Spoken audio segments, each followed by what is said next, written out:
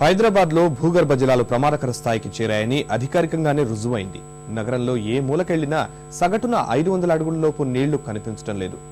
మరో ఏడాది ఇదే పరిస్థితి కొనసాగితే భాగ్యనగరంలో తాగునీటికి భూగర్భ జలాలపైనే ఆధారపడే ప్రజలకు తీవ్ర సంక్షోభం తప్పదని ప్రభుత్వ నివేదికలు హెచ్చరిస్తున్నాయి.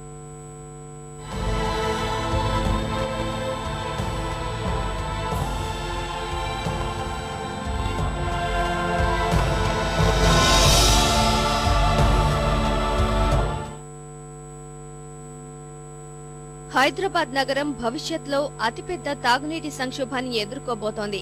ఇది ఒట్టి మాట కాదు, సాక్షాత్తు భూగర్భ జలవనరుల శాఖ ప్రకటించిన కఠోర వాస్తవం. సాంకేతిక లెక్కల ప్రకారం భూగర్భ జలాల్లో 70% నీళ్లు మాత్రమే వాడుకుంటే అది సురక్షిత ప్రాంతం. 90% వరకు వాడేస్తే సగం సంక్షోభంలో ఉన్నట్టు. అదే 100కు 100% నీళ్లు తోడేస్తే అది సంక్షోభ ప్రాంతం. 100 కన్నా ఎక్కువ శాతం తోడేస్తే అది డేంజర్ జోన్. భాగ్యనగరం తాజా పరిస్థితి ఇదే. భూగర్భ జల శాఖ గత 3 నెలలుగా రాజధానిలో నీటి లభ్యతపై అధ్యయనం చేస్తోంది. అందులో కలవరపరిచే వాస్తవాలు వెల్లడయ్యాయి. ఫిబ్రవరి, మార్చ్, ఏప్రిల్ ఈ 3 నెలల్లోనే నగరంలోని అన్ని ప్రాంతాల్లో సగటున 2.5 మీటర్ల చొప్పున భూగర్భ జలాలు పడిపోయాయి. ఈ తీవ్రత వచ్చే 2 నెలల్లో ఇంకా పెరిగే సూచనలు స్పష్టంగా కనిపిస్తున్నాయి.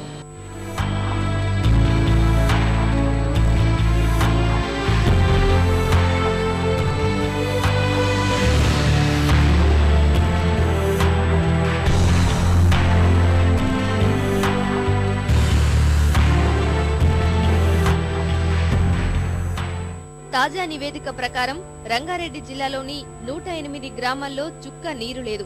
పరిస్థితి చేయి జారిపోయింది. ఆ మేరకు గెజిట్లోనూ ఆ గ్రామాలను చేర్చారు.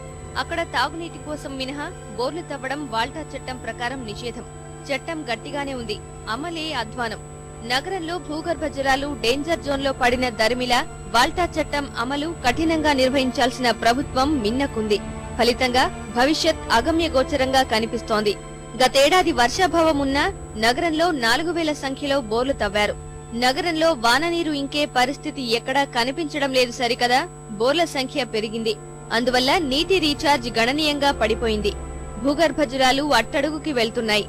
నగరంలోని అన్ని మండలాల్లో జలాల వినియోగం 100% మించిపోయిందని భూగర్భ జల శాఖ స్పష్టంగా చెప్పింది. ఆ లెక్కన వచ్చే వేసవి అత్యంత గడ్డుకాలం. ఇప్పటి నుంచే కఠిన చర్యలు తీసుకోకపోతే నగరం గొంతెండిపోవడం ఖాయం.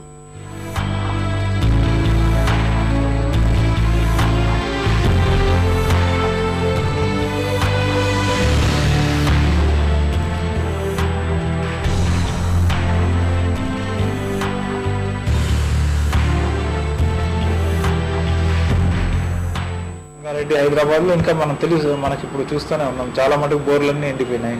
తర్వాత నీటి సరఫరా జరుగుతుంది ట్యాంకర్ల ద్వారా.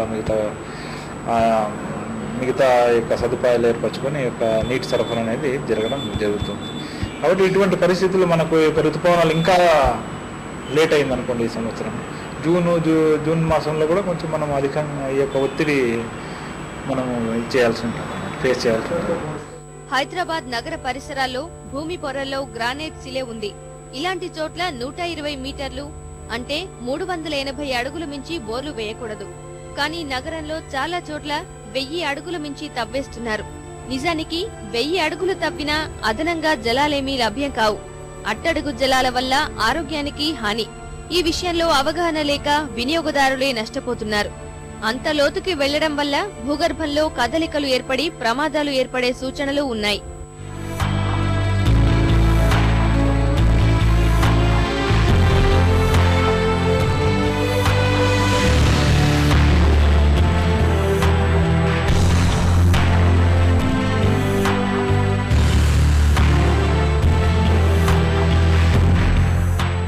వాల్టా చట్టం అమలు రెవెన్యూ శాఖ ఆధ్వర్యంలో ఉంటుంది.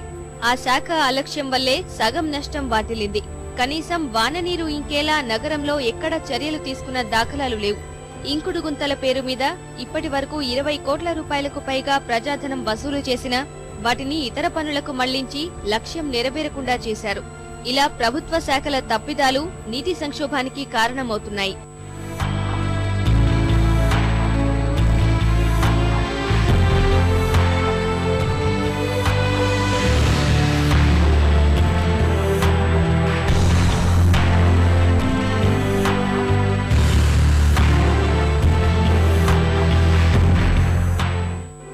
నిర్లక్ష్యాల ఫలితంగా నగర జనం తాగునీటి కొరతతో అవస్థలు పడుతున్నారు. హిమాయత్ సాగర్, గండిపేట జలాశయాలున్న శంషాబాద్ ప్రాంత ప్రజలు దాహంతో అల్లాడుతున్నారు. అక్కడి ప్రజలు నీటిని కొనుక్కోవాల్సిన దుస్థితి. నగరంలో చాలా చోట్ల అదే పరిస్థితి. నీళ్లు కొనుక్కునే తాగుతున్నాం కాబట్టి మరి నీళ్ళు అయితే ఎప్పుడు లేవు. ఈ నీళ్ళు అంటే గవర్నమెంట్ నీళ్లు మనకు గ్రామ పంచాయతీ నీళ్ళు వస్తుండే, అవి తక్కువైనాయి అని బోర్లు వేసుకున్నాం. ఇక మా దృష్టిని బట్టి బోర్లు కూడా ఎండిపోయినాయి. ఇక్కడ వాటర్ ప్రాబ్లం చాలా ఉందండి. ఇక్కడ చాలా ఇబ్బంది అవుతుంది. తాగడానికి కొనుక్కొని తాగుతున్నామండి. మేమంటే కొనుక్కొని తాగుతున్నాం, బీద వాళ్ళు ఎలా కొనుక్కొని తాగుతారండి? చార్మినార్ ప్రాంతంలో ప్రజలు నీటి కోసం ప్రభుత్వ కార్యాలయాలను ముట్టడించారు.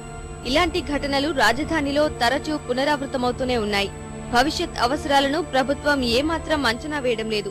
ఈ వేసవి ఎలాగోలా గట్టెక్కినా వచ్చే ఏడాది ఇదే సమయానికి హైదరాబాద్ నీటి ఇక్కట్లు పరిష్కరించలేనంత పెద్ద సమస్యగా మారే ప్రమాదం ఉందని భూగర్భ జల శాఖ నివేదిక స్పష్టం చేస్తోంది.